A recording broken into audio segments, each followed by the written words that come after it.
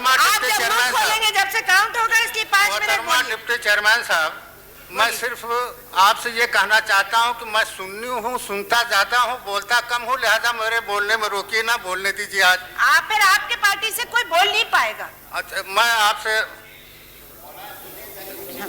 हाँ कि सुनता हूँ। नहीं उनके यू भी मोहतरमा, महसूस हमें होता है ये दौर तबाही है, शीशे की अदालत है, पत्थर की गवाही। मोहतरमा, 15 अगस्त सन 1947 के बाद 6 दिसंबर सन 1992 का हादसा सबसे बड़ा हादसा है। अगर मैं ये कहूं कि 15 अगस्त 1947 से भी बड़ा हादसा है, गो कि मुल्क का पार्टीशन हुआ और फसादात का एक सिलसिला शुरू हो गया, लेकिन उस वक्त हमारे पास अदलिया नहीं थी, उस वक्त हमारे पास तजर्बाकार इंतजामिया नहीं थी, उस वक्त हमारे पास दोनों पार्लियामेंट नहीं थे। लेकिन 6 दिसंबर सन 1992 को जो हादसा हुआ, वो अदलिया भी थी, इंतजामिया भी थी और तजर्बेकार और दोनों पार्लियामेंट भी थे। सुप्रीम कोर्ट में बैन हल्फी दाखिल की गई कि बाबरी मस्जिद का जरा भी नुकसान नहीं किया जाएगा। दोनों आवानों में ये एतमाद दिया गया कि जरा भी नुकसान नहीं होगा। सरकार की तरफ से भी कहा गया कि जरा भी नुकसान नहीं होगा। पब्लिक स्टेज से कुछ दूसरे रहनुमाओं ने यहां तक कह दिया कि अगर बाबरी मस्जिद पर कोई हथौड़ा चलेगा तो मेरे सर पर चलेगा। लेकिन उसके बाद 6 दिसंबर को क्या हुआ? 6 दिसंबर को पूरी की पूरी बाबरी मस्जिद देश नाबूद कर दी गई। हो सकता है लोगों को इन बातों पर एतबार हो, लेकिन मुझको एतबार नहीं था। तेरे वादे पर जिए तो ये जान झूठ जाना कि खुशी से मर न जाते अगर एतबार होता। हमको नहीं एतबार था। हमने 3 दिसंबर को इसी हाउस में मोहतरम होम मिनिस्टर साहब से सवाल किया था कि 6 दिसंबर को वो मस्जिद को शहीद करेंगे। अगर आप ना जानते हो कि पूरा सदन जानता है, पूरा देश जानता है, 6 दिसंबर को ये मस्जिद को शहीद करेंगे। आप सिर्फ हमको ये बता दीजिए कि उस मस्जिद को शहीद करने से आप कैसे रोक पाएंगे। सिर्फ एक ही क्लियरिफिकेशन उस पर मैंने मांगा था, लेकिन अफसोस कि अगर वो क्लियरिफिकेशन दिया तो उस पर भी पाबंदी से अमल नहीं हुआ। आज मैं अपने बीजेपी के भाइयों से ये पूछना चाहता हूँ, क्या करना चाहते हो इस देश में? उन मसाजिद को मिस्मार करना चाहते हो जिन मसाजिद में 15 अगस्त सन 47 के पहले दुआएं हुई थी कि ये मुल्क आजाद हो। उस कौम को फना करना चाहते हो जिस कौम के लोग जिलियान वाले बाग में अपना खून बहाए थे कि मुल्क आजाद हो। उस कौम को फना करना चाहते हो जिसने काले पानी की सजाएं, फांसी की सजाएं और सब सजाएं भोगी थी। और आखिरी बात बताना चाहता हूं कि मुस्लिम शायर अपने हुदूद से आगे चले गए थे। उन्होंने यहां तक कह दिया था कि गुलाम कौम का सजदा हराम होता। मस्जिद में उन्होंने कह दिया था कि जब तक तुम आजादी नहीं लेते तुम्हारा सजदा भी जायज नहीं होता, लिहाजा पहले जंग जहद आजादी के वास्ते लड़ो। उस कौम को फना करना चाहते हैं, उसके तारीखी वाकयात को आप मिटाना चाहते हैं। आप तारीख पर नजर डालिए, एक बहुत बड़ा बादशाह जिसको सबसे बड़ा बादशाह कहा जाता था मुगल पीरियड का, उसने एक मजहब इजाद किया, नहीं पनपा।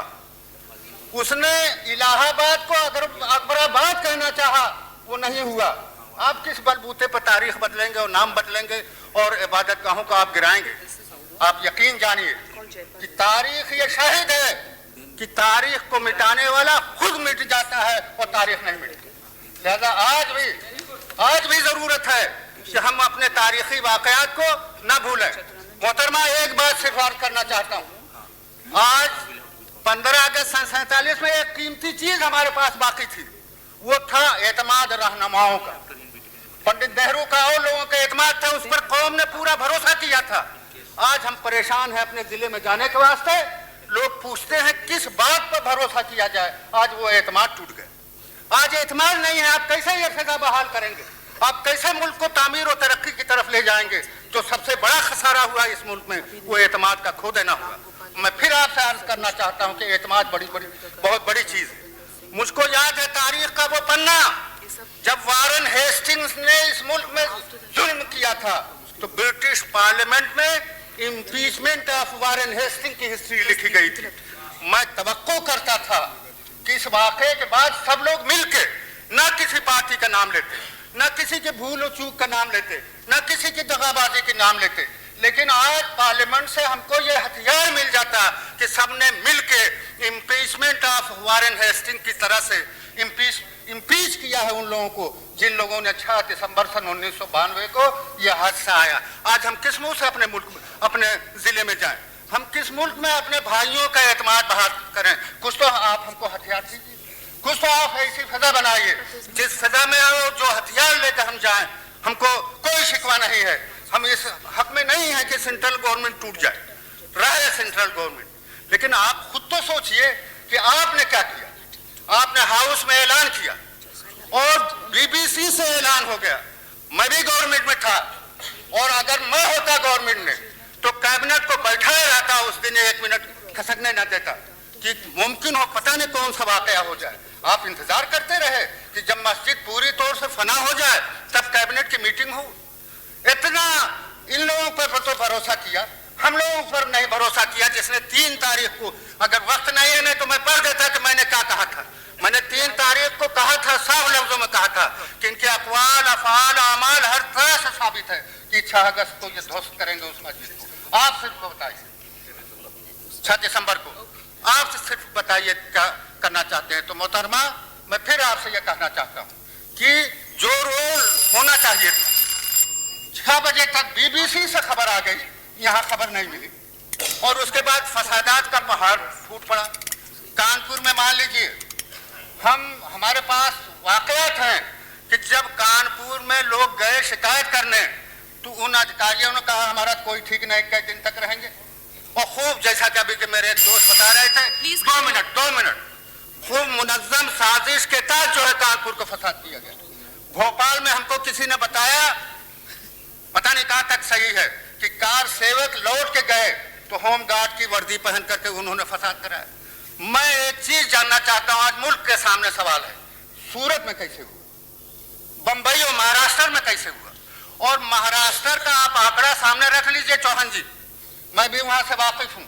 आजमगढ़ यूपी के सारे लोग, बहुत से लोग वहां हैं, उनके मरने, लूटने और जलने का सारा एक चार्ट बनाइए तो पता यह चलेगा कि वहां के जो सरकारी अधिकारी थे उनके अंदर शिवसेना के वो लोग थे जो नहीं चाहते थे कि नॉन महाराष्ट्रियन बंबई में रहें, उन्हीं को लूटा गया।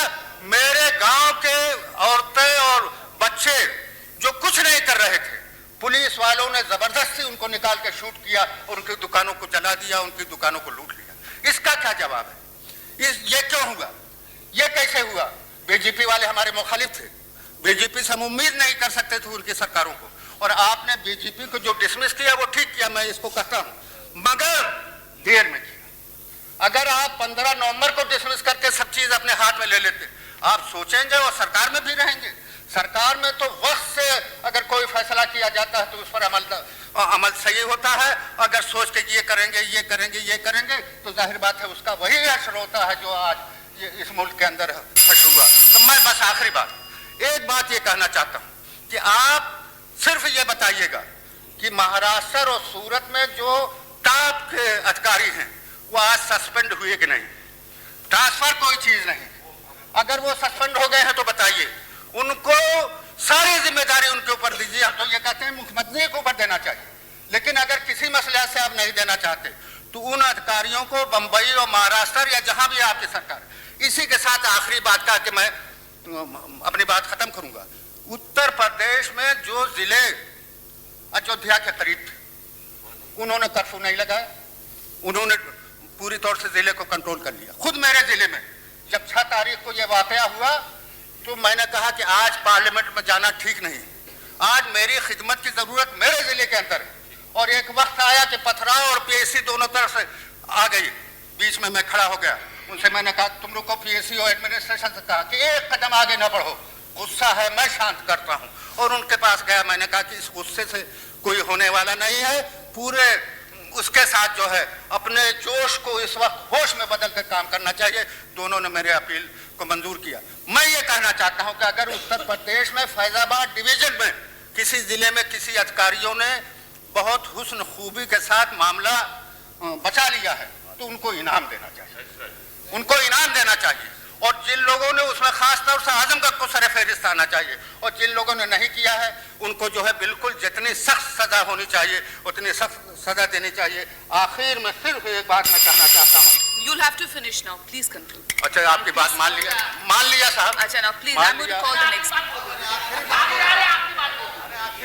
Mr. Upendra. आखिरी बात कुर्बान कर। Mr. Upendra. Madam Vice Chairman.